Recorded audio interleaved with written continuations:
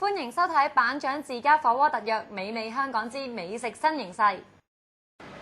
歡迎收睇版長自家火鍋特約美味香港之美食新形勢。香港人對牛肉嘅熱情長年不減，尤其是係對日本和牛瘋狂程度更加係一發不可收拾。每次講起和牛都有好多嘅數字同埋英文字母嘅，大家又知唔知道佢哋代表啲咩？首先就係布留等級，意思即係指和牛去骨後可食用嘅部分，分為 A、B、C 三個等級，佔72% 以上先可以被評為 A 級㗎。另外就係肉質等級，分為5個等級，1為最低級，5為最高級，而1至5嘅等級就由4個方面去評估，分別係脂肪比例、肉嘅色澤、肉質、脂肪嘅色澤。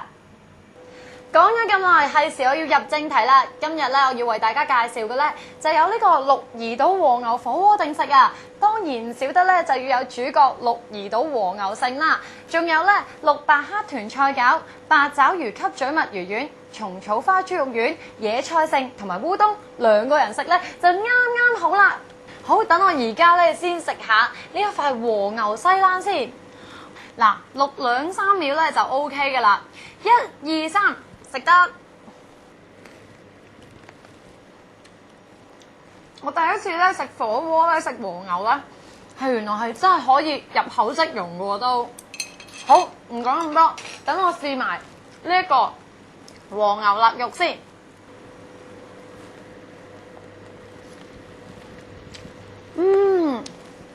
和牛臘肉嘅口感咬口都非常之好喎，而且好有牛嘅鮮味。等我試埋呢個和牛後腿肉先，急不及待啊！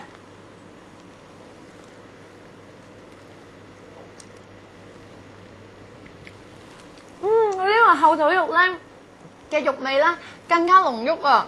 除咗和牛，另外我哋一定要試下呢個八爪魚吸嘴墨魚丸，仲有呢一個蟲草花豬肉丸。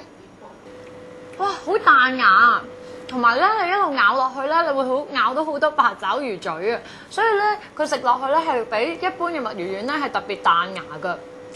好啦，咁等我試下呢個蟲草花豬肉丸啊！哇，好特別啊！我第一次試嘅喎，原來蟲草花加埋啲豬肉佢感覺係好搭配得好好啊！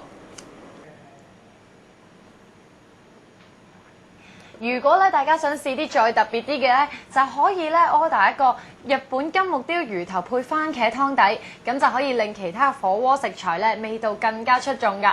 嗱，如果大家中意食辣嘅話咁就可以試下麻辣湯底添。我今日就好滿足啦。如果大家想知道更多美食資訊就要記得留意我哋嘅美味香港啦。今日就講住咁多先，下次再見啦，拜拜。